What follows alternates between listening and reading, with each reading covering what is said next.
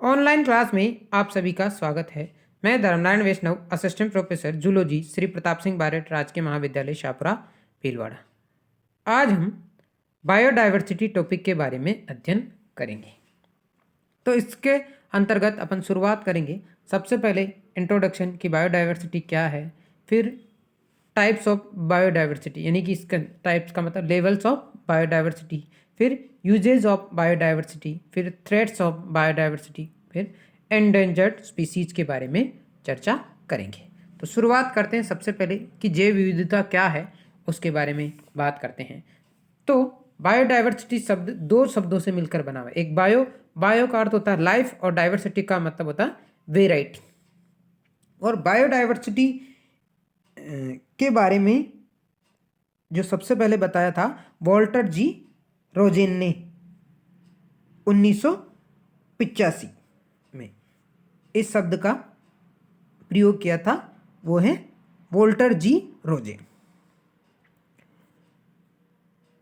Funnel diversity और flora diversity दोनों का सम्मिलित रूप ही क्या कहलाता है?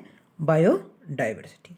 अब इसको परिभाषा के रूप में अपन देखना चाहें शॉर्ट में, तो biodiversity is the variety of all life forms, the different animals, plants and micro organism, their genes and the ecosystem. ये क्या है? एक शॉर्ट रूप में अपन बायोडाइवर्सिटी को परिभाषित कर सकते हैं। अब भारत के संदर्भ में बात करें अपन, तो भारत क्षेत्रफल की दृष्टि से आप सबको पता है कि विश्व का 7वां सबसे बड़ा देश है। कौन सा? 7वां सबसे बड़ा देश है। ठीक है। इसके अलावा एशिया का दूसरा बड़ा देश है। भौगोलिक विभिन्नताओं के कारण, जोग्राफिकल वेरिएशन के कारण यहाँ के जो फोना है और फ्लोरा है उसमें विविधताएं बहुत अधिक पाई जाती हैं। और विश्व के प्रमुख देशों में भारत भी जैव विविधता में एक महत्वपूर्ण स्थान रखता है। बॉटनिकल सर्वे ऑफ इंडिया और जूलॉजिकल सर्वे ऑफ इंडिया के अकॉर्डिंग भारत में लगभग 4,500 वाइल्ड प्लांट स्पीसीज है, जबकि 77,000 वाइल्ड एनिमल स्पीसीज की पहचान की जा चुकी है, जो कुल विश्व का कितना परसेंट है? 6.5% हिस्सा है। ठीक है। एक रूसी साइंटिस्ट हुए थे एनआर वेविलोन। कौन हुए थे? एनआर वेविलोव द्वारा निर्धारित हाई कॉर्प जेनेटिक डाइवर्सिटी के जो केंद्र है उनमें से भारत भी एक केंद्र है, क्योंकि यहां बहुत ज्यादा एंडेमिक स्पीसीज पाई जाती है। ठीक है। यह तो एक बेसिक जानकारी बायोडाइवर्सिटी के बारे में हो गई। नेक्स्ट अपन बात करते हैं टाइप्स ऑफ बायोडाइवर्सिटी, जिसमें सबसे पहला जो टॉपिक आता है अपना है वो है genetic biodiversity. Diversity in gene, alleles and among in DNA with in a species and population. यानी अगर जीन में विविधता है तो ऐसी डाइवर्सिटी क्या कहलाती है? Genetic diversity. और यहां उसका बहुत ही वेल नोन एग्जाम्पल है डार्विन फिंचेज। क्या है? Darwin finches. ठीक है। और जीनों में विभिन्नताओं के कारण ही क्या होता है कि किसी भी स्पीसीज के कैरेक्टर्स में विभिन्नता आती है, जिससे किसका विकास होता है? किसी भी स्पीसीज में वेराइटीज का विकास होता है। और डार्विन फिंचेज है, ये क्या है? अलग अलग वेराइटी की डार्विन फिंचेज है। ठीक है। ये किसका एग्जांपल है? जेनेटिक डाइवर्सिटी का। नेक्स्ट बात करते हैं अपन species diversity. The variety of species within a given area और different animal, plant and microbial species. अब एक वंश कई जातियों का बना हो सकता है, जिसमें अपन अगर बात करें तो चीता और शेर और तेंदुआ, तीनों में देखो आप पेंथेरा पायडस और पेंथेरा लियो, और तेंदुए के क्या होता है पेंथेरा अंसिया। तीनों की स्पीसीज अलग अलग है परंतु जीनस एक ही है, वो है पेंथेरा। इसी तरीके से एनिमल प्लांट्स में बात करें तो आलू और बैंगन, सोलेनम ट्यूबरोसम और सोलेनम मेलोंजेना, दोनों का जीनस एक ही है पर स्पीसीज अलग अलग। ये किसका एग्जाम्पल है, स्पीसीज डाइवर्सिटी का। नेक्स्ट बात करते हैं अपन इकोसिस्टम डाइवर्सिटी।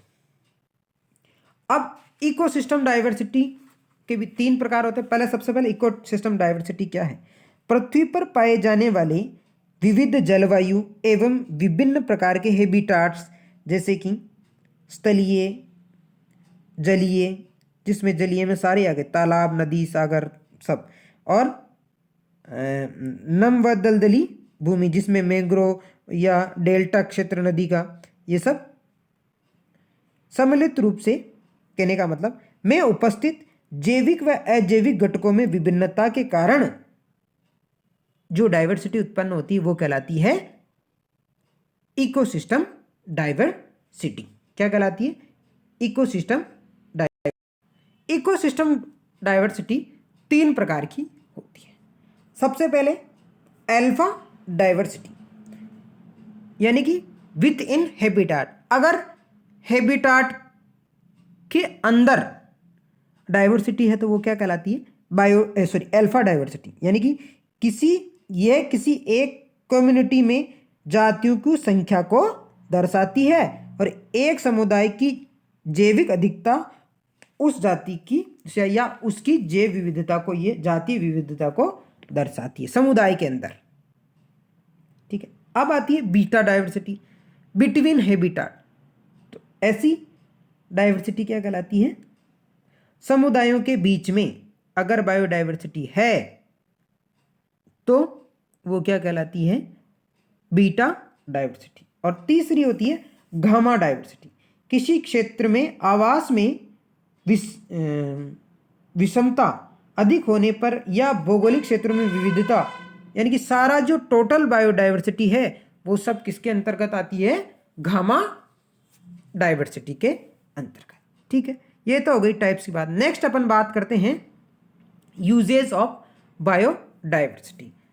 इसके बारे में अपन चर्चा करें तो सबसे पहले source of food and improve the variety, यानी कि भोजन के रूप में इसके अलावा नई फसलों के सोर्स के रूप में।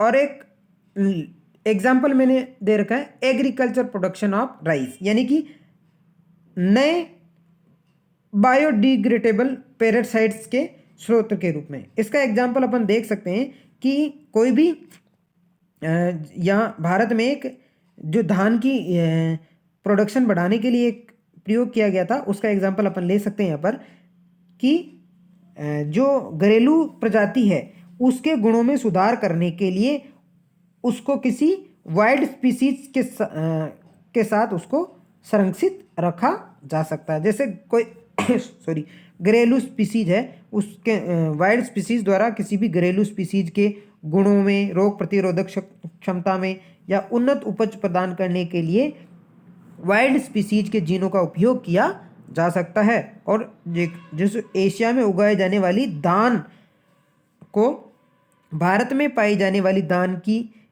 एकमात्र वाइल्ड स्पीसीज ओराइजा निवायरा से प्राप्त जीन द्वारा एक विषाणु रोग से सुरक्षित किया जा सकता है। दूसरा है ड्रग्स एंड मेडिसिन, इसमें एग्जाम्पल दे रखा मैंने ओस्मियम और जिसका आपको पता है पेपेवर, सोमेनिफेरम, सिंकोना और टेक्सस, इसके एग्जाम्पल दवाई के रूप में अपन इसको काम में ले सकते हैं बायोडाइवर्सिटी का एग्जाम्पल्स। इसके अलावा नेक्स्ट है एस्थेटिक एंड कल्चर बेनिफिट्स, खेजरी, तुलसी, ये सब क्या है एस्थेटिक और कल्चरल बेनिफिट्स के रूप में इनके एग्जाम्पल और अपन ले सकते हैं। लास्ट है balance of ecosystem, climate control, pollution soil formation, water conservation and nutrition cycle यानी खनिज साइकिल को बनाए रखना, ये सब सारे काम किसके द्वारा है?